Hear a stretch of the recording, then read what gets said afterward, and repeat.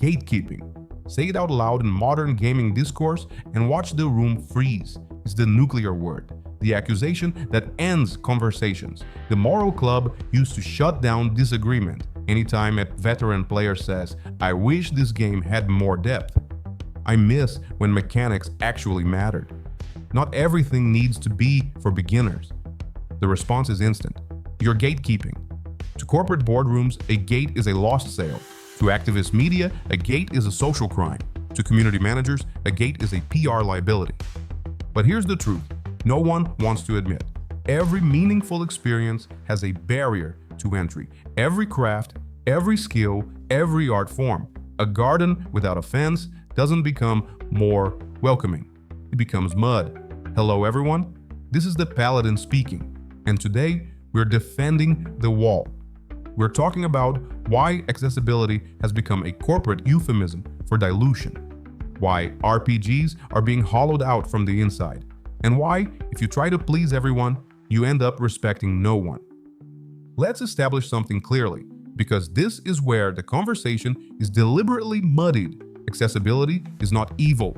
Options like colorblind modes, remappable controls, subtitles, and difficulty sliders actually help people access a game. That's not the problem. The problem is designing the entire game around the least invested player possible. That's not accessibility, that's surrender. And nowhere is this more obvious than in the modern action RPG genre. Let's talk about Final Fantasy XVI. On the surface, it's impressive. Stunning visuals, phenomenal soundtrack, polished combat, big cinematic moments. As a game, it's competent. But as an RPG, it's hollow. The gear system is just a number treadmill. The crafting exists purely to justify menus. Elements don't matter, builds don't matter, choices don't matter. Fire damage works on fire enemies. Stats exist, but they don't mean anything. Why? Because Square Enix was terrified. Terrified that someone might get confused, feel overwhelmed, or have to think. So they sanded off every edge. They didn't make the RPG more accessible. They removed the role-playing. This is the accessibility trap. When you design for someone who doesn't even like the genre, you don't expand the genre. You erase it. You don't get a better RPG, you get an action game wearing an RPG skin, a participation trophy with a $70 price tag. Now, let's look at games that actually have the courage to build gates, like Kingdom Come: Deliverance. In that game, you start as Henry, an illiterate peasant.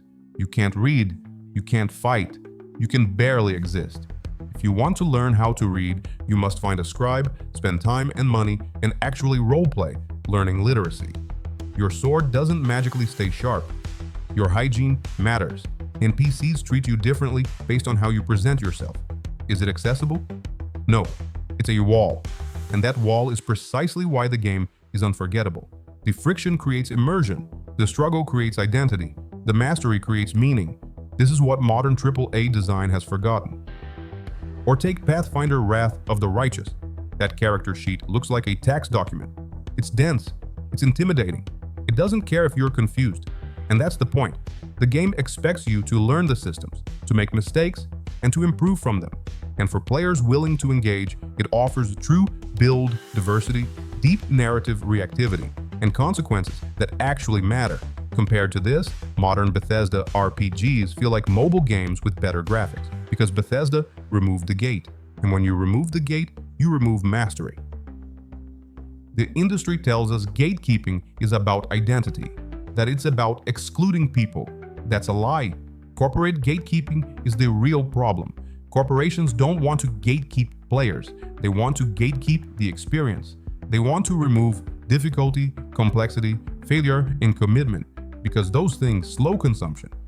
They don't want players, they want consumers. A player wants a challenge. A player wants mastery. A player wants systems worth learning. A consumer wants to be entertained with minimal effort.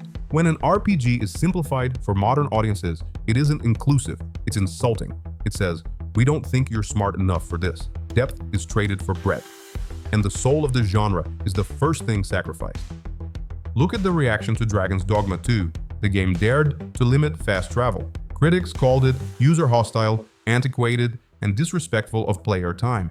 What they really meant was, this game expects me to engage with its world. They wanted the action without the adventure, the reward without the journey. And this is how genres die. One convenience at a time, one frictionless patch at a time, one quality of life feature at a time, until the genre no longer stands for anything. If every game is an RPG because you can level up HP, you can equip gear, and you can choose dialogue flavors, then nothing is an RPG. Words lose meaning, genres collapse, and identity dissolves. We are watching the slow death of RPGs by dilution, not through malice, but through cowardice. We need to stop apologizing for wanting niche experiences. Not everything is for everyone. And that's okay. Darkest Dungeon is brilliant because it's stressful, because it punishes mistakes, because it hurts. If you make Darkest Dungeon accessible to the casual audience, you don't get a better game, you get a forgettable one. The gates are what give the garden value. They protect complexity, friction, and depth. And RPGs, more than any genre, need those things. So the next time someone calls you a gatekeeper, smile. It means you care. It means you remember. It means you refuse to let art be flattened into content.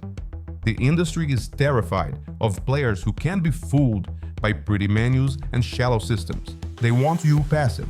They want you grateful. They want you consuming. So don't buy the lie. Hold the line. Demand friction. Demand meaning. This is the Paladin signing off. Like and subscribe for more videos like this. And I'll see you next time.